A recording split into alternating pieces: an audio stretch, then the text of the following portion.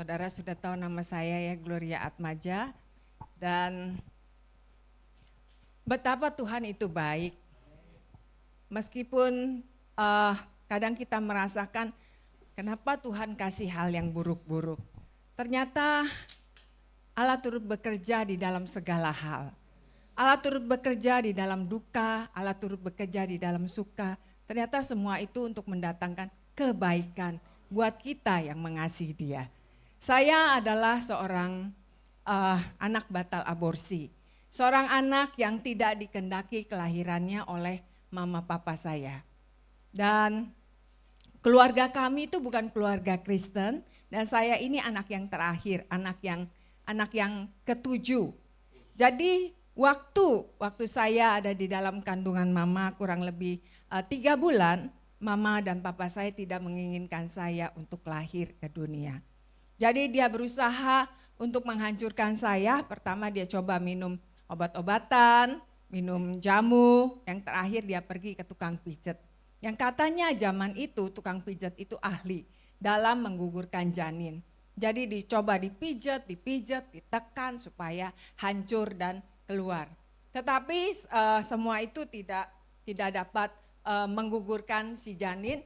Akhirnya ya mama saya tidak bisa melakukan apa-apa, dia hanya pasrah dengan menunggu janinnya dengan ketakutan. Ketika 9 bulan tiba, maka lahirlah si janin, yaitu saya. Betapa terkejutnya mama ketika dia melihat putrinya fisiknya cacat. Saudara, ketika saya naik ke mimbar ini, saudara lihat saya orang yang cacat? Dulu saya kenal Tuhan waktu tahun 86. Dan sebelum saya kenal Tuhan, ketika saya berdiri, ketika saya berjalan, ketika saya melakukan rutinitas, orang menilai saya adalah pribadi yang aneh. Karena apa? Efek dari anak yang tertolak itu menyebabkan bukan hanya saya mengalami cacat fisik, tapi seluruh kejiwaan saya ikut jadi sakit, ikut jadi rusak. Muka saya ini waktu lahir, ini dipenuhi dengan darah mati. Badan, kaki itu darah mati. Jadi waktu saya lahir, dokter membuang darah-darah itu, lalu jadi efeknya saya mukanya ini ada sedikit, ada cacat, ya alis, badan ada cacat, bekas jahitan kelihatan. Nah, jadi bukan hanya muka aja yang cacat, kaki dan tangan saya juga cacat. Tangan kanan saya kedua jarinya nih tidak ada kukunya. Tangan kiri saya 3 jarinya tidak ada kukunya. Dan yang bagian tengah yang harusnya lebih tinggi ini lebih pendek. Bukan hanya lebih pendek saja, jari-jari saya ini yang cacat ini lembut. Waktu saya remaja, kira-kira saya menjelang masuk SMA, mama suruh saya untuk ngeles ngetik. Mana mungkin jari-jari yang pendek dan lembek ini bisa menekan touch mesin tik yang zaman itu keras. Nggak mungkin, dan saya nggak mau. Tetapi saya bersyukur hari ini di dalam diri saya, bahkan bukan hanya saya aja, di dalam diri orang benar ternyata ada kuasa yang besar. Dan kuasa itulah yang memampukan saya hari ini saya bisa mengetik, bisa bikin kue, bisa melakukan berbagai macam hal. Lalu kemudian kaki saya cacat, kaki kanan saya 5 jarinya nggak ada kuku. Kaki kiri saya parah cuma setengah. Dan kebetulan hari ini tidak pakai sepatu, saya bisa tunjukkan saudara. Nah. Oh yang ini 5 jarinya, ada jarinya tapi tidak ada kukunya. Saudara waktu kemarin Pastor Buana bilang, Gloria gak usah buka sepatu. Jangan, saudara rugi kalau ngelihat kaki istimewa saya. Mungkin dulu sebelum saya kenal Tuhan, saya malu. Saya sembunyikan kecacatan saya. Tetapi ini adalah satu karya Tuhan. Bagi dunia hal ini sangat buruk dan mengganggu saya. Tapi ketika saya ditangkap Tuhan, hal yang buruk dijadikan positif oleh Tuhan. Hal yang buruk ternyata dijadikan berkat bagi Tuhan. Saudara, efek dari kaki saya cacat selama saya hidup di luar Tuhan. Saya tuh kesulitan untuk pakai sepatu, pakai sendal yang standar. Sulit sekali. Awal kesulitan saya dimulai pada saat saya mulai memasuki taman kanak-kanak sekitar usia 4 tahun. Jadi waktu mama saya memasukkan saya ke taman kanak-kanak, mama punya cari sepatu, tapi sepatu itu tidak ada yang klop dengan kaki kiri saya. Yang ada hanyalah sepatu boot, sepatu plastik, sepatu anak-anak, sebenarnya sepatu itu untuk musim penghujan. Akhirnya ya sudah, nggak ada sepatu lain, ya udah saya paksa pakai sepatu itu. Tetapi ketika sepatu itu saya angkat, saya bawa jalan dari rumah sampai ke sekolah, itu kakinya lepas. Karena lubang sepatunya tuh besar, kakinya kecil. Akhirnya saya akalin cara pakai sepatu itu, yaitu dari rumah ke sekolah saya tarik seperti ini. Jadi jalan saya aneh, jalan saya pincang-pincang, dan itu menjadi menarik perhatian orang-orang. Menarik banyak sekitar rumah kami tuh anak-anak kecil. Dia tahu kaki saya cacat, dia suka membuli saya. Dia membuli saya dengan memanggil saya buntung, buntung, buntung, buntung. Dan itu membuat saya minder, malu, pahit, sudah pasti. Lalu kalau ada orang besar ya, dia lihat kaki saya seperti itu, dia bilang, kaki kamu kenapa? Kok jalannya aneh, sakit loh ya, sakit ya. Saya nggak berani respon balik. Lalu kemudian kalau saya jalan, saya nggak bisa jalan seperti ini, mukanya seperti ini. Saya jalannya selalu nunduk karena malu. Saya mau cepat-cepat melewati jalan yang ada orang-orang memperhatikan saya. Saudara, kaki saya cacat seperti ini. Kalau saya pakai sepatu tiap hari, sepatunya hanya satu. Tiap hari dipakai lama-lama jebol, rusak. Jadi ketika rusak, untuk mencari sepatu pengganti itu bukan hal yang mudah bagi saya. Saya harus bulak-balik ke toko sepatu. Karena apa? Tidak ada yang tepat. Kebesaran dikit nggak bisa megang. Dan zaman itu jarang sekali yang lubangnya tuh kecil. Jarang sekali. Jadi akhirnya sudah kesekian kali saya melihat ada sepatu bola anak laki-laki yang seperti merek Kickers gitu ya. Itu kan besar, tebal, dan bawahnya dari karat yang cukup tebal. Tapi saat itu saya tidak ada pilihan, saya harus ke sekolah. Lalu akhirnya mama belikan sepatu itu, ya saya pakai ke sekolah. Ketika saya mengikuti pelajaran olahraga, saya tuh harus lari putar lapangan yang sangat panjang, besar. Wah saudara, saya malu sekali ketika saya harus lari saudara, jalan aja saudara begitu susah. Apalagi saya harus lari. Saya lihat di sini banyak ibu-ibu, anak-anak muda. Kalau kita sebagai wanita, dari yang kecil, pemudi, sampai istilahnya nenek-nenek. Kepengen cantik gak Bu? Ibu kepengen cantik gak? Kepengen. Saya waktu itu kepengen cantik, waktu remaja. Tapi dengan gaya jalan saya yang aneh seperti itu, saya tidak menjadi wanita menarik. Waduh, saya sedih sekali.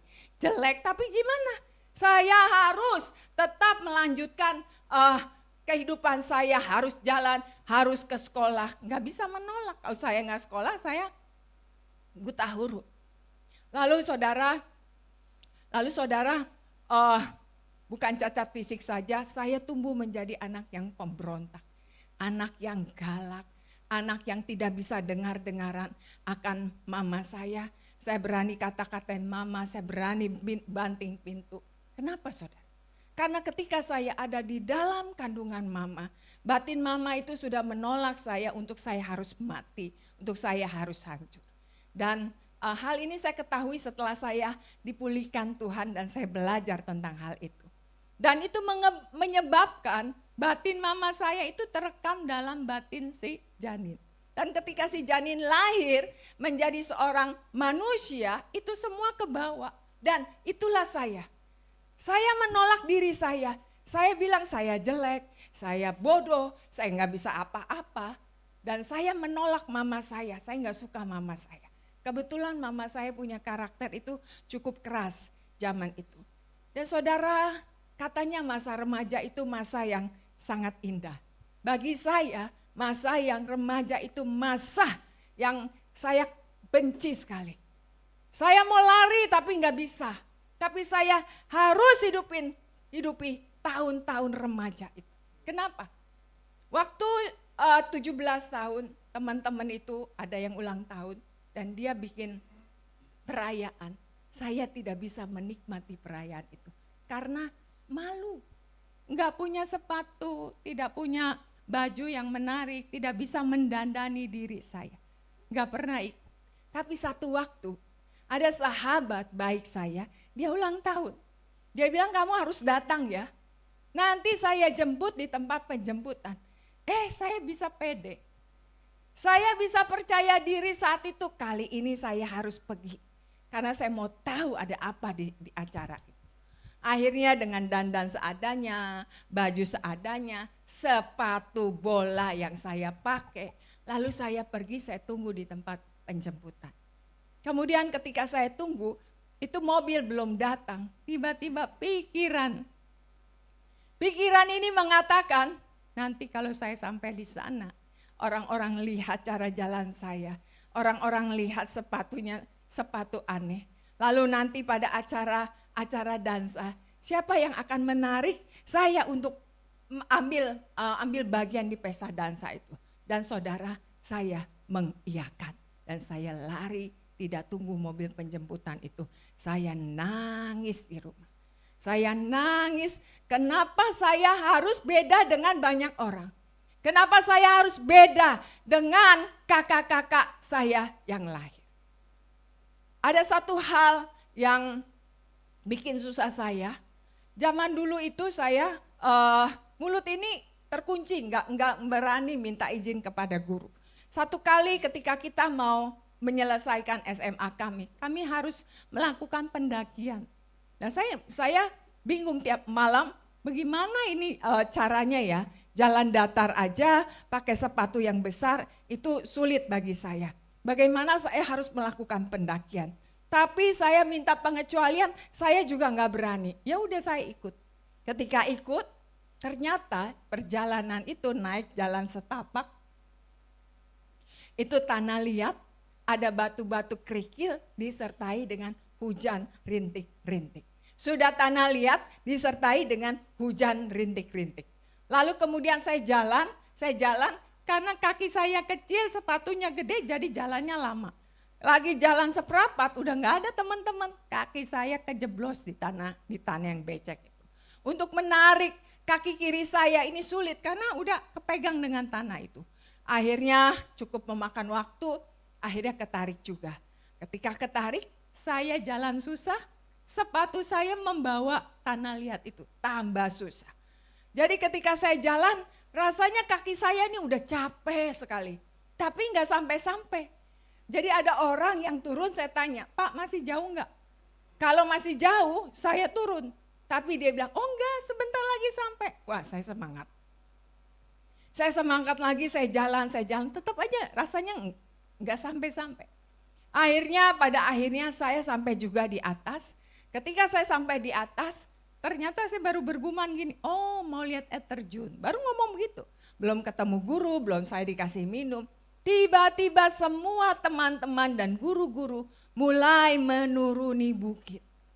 Berarti perjalanan saya naik itu makan waktu yang cukup, yang lama sekali. Ketika mereka turun, saya baru sampai, berarti saya harus mengulangi kesusahan saya. Di situ saya nangis tanpa ada orang yang memberi kekuatan saya. Naik paling buncit, turun juga paling ujung. Naik susah, turun lebih menyeramkan. Karena ketika turun, kalau nggak hati-hati saya bisa tergelincir, di kiri kanan tidak ada pegangan, ternyata di kiri kanan itu ada jurang yang cukup dalam. Dan itu menakutkan. Nah, saat itu saya belum punya Tuhan. Tapi akhirnya saya sampai di bawah juga. Dan ketika saya sampai di bus, itu kelihatannya teman-teman sudah mulai gelisah nunggu saya terlalu lama. Lalu saudara, akhirnya saya singkat cerita, saya bisa lulus sekolah, lalu kemudian saya kuliah di sekretaris, lalu saya memberanikan diri untuk kerja. Saya dapat pekerjaan di satu kantor ya, yang namanya jiwanya rusak, gak pede. Saya ini orangnya penakut, ketemu orang yang tidak kenal, saya gak berani. Terima telepon gak berani. Rasanya saya wanita yang blow on zaman itu. Jadi 6 bulan saya mengundurkan diri karena banyak takutnya. Banyak rasanya tidak bisa ini, tidak bisa itu. Akhirnya saya berhenti. Ketika saya berhenti saudara, saya hanya stay di dalam rumah. Hanya ngurus rumah, hanya ngurung diri. Wah, di situ benar-benar saya frustasi. Saya nangis, saya nangis rasanya saya tidak punya masa depan. Saudara, ketika saya berhenti bekerja, yang pertama, saya tidak punya komunitas, tidak punya teman-teman. Yang kedua, saya tidak punya salary, saya tidak punya uang. Yang ketiga, zaman itu saya masih muda. Kalau saya hanya tinggal di rumah, menurut saudara, ada nggak laki-laki yang naksir saya zaman itu? Nggak ada, cuman di rumah. Nangis saya saudara. Jadi hidup ini untuk apa? Nggak punya uang, rasanya hidup ini gelap. Saya cuman nangis saat itu. Nangis punya nangis satu malam. Saya teriak kepada Tuhan tanpa saya tahu siapa Tuhan. Saya bilang, Tuhan, Engkau adalah Tuhan yang tidak adil. Mengapa Engkau membedakan saya? Cacat kaki seperti ini bikin saya susah. Ketika ada orang lewat, dia melihat tangan saya seperti ini, mereka cepat-cepat lari. Mereka pikir saya sakit kusta, dia lari. Saya bilang, Tuhan, Engkau tidak adil, Engkau membedakan saya dengan teman-teman saya. Mereka bisa melakukan banyak hal yang berguna, tetapi saya hanya tinggal di rumah. Tiap malam saya hanya meratap, hanya menangis. Lalu itu pergumulan cukup lama. Satu waktu saya kedatangan seorang teman dan teman saya itu dibilang Kristen setengah Kristen. Jadi Kristen tanda kutip. Dan waktu dia ajak saya ke gereja, saudara apa yang membuat saya mau ke gereja? Bukan Tuhan Yesus. Dia bilang kita ke persekutuan ini ya. Dia bilang apa? Pendetanya lucu loh. Itu yang menarik saya, pendetanya lucu. Oh, saya pikir kan pendeta gagah pakai dasi ya. Akhirnya ya udah saya ikut. Ketika ikut itu udah mulai lagi penyembahan. Kita duduk, pendetanya itu lagi jalan menuju mimbar nyanyi lagu haleluya. Ketika pendetanya jalan menuju mimbar, saya sudah dilawat Tuhan. Air mata saya tanpa saya bisa tahan-tahan keluar, terus saya sendiri kebingungan kenapa saya nangis. Dan hari itu saya mendengar firman Tuhan tentang Yesus adalah juru selamat dunia. Dan saya tanpa ragu-ragu membuka hati saya, mengundang Tuhan tinggal di dalam diri saya. Saudara, keesokannya saya itu menjadi seperti ada kekuatan yang baru. Saya berani keluar rumah, saya cari persekutuan doa, saya ikut KKR. Sebelumnya saya tidak berani keluar rumah. Sebelumnya saya tidak berani naik kendaraan, enggak berani. Akhirnya saya di situ iman saya mulai bertumbuh. Berapa tahun kemudian, tante saya datang, tante ini yang mengurus anak mama, 7 anak mama dari kecil. Lalu kemudian saya ini sebenarnya cacat. Saya tidak tahu kecacatan ini akibat ulah mama saya, awalnya tidak tahu. Saya hanya tahu ketika waktu saya masih kanak-kanak, mama bilang, kamu cacat karena mama kaget potong kaki ayam. Jadi kaki dan tangan kamu seperti kaki ayam yang dipotong. Ya namanya saya masih anak-anak, cuma bisa nangis dan terima nasib. Tapi setelah saya punya iman Kristen, tante saya datang, dia datang.